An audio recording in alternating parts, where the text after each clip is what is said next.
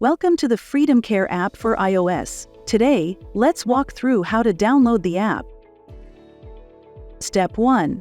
Find your App Store on your iOS device. In the top search bar, enter FreedomCare.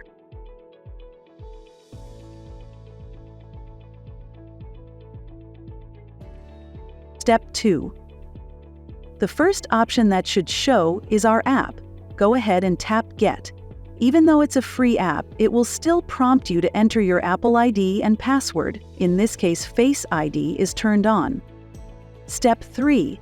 Once the app is finished downloading onto your device, log in using your caregiver code and password. If you need this information, please contact your care coordinator. You're all set. Now you can start using the FreedomCare app.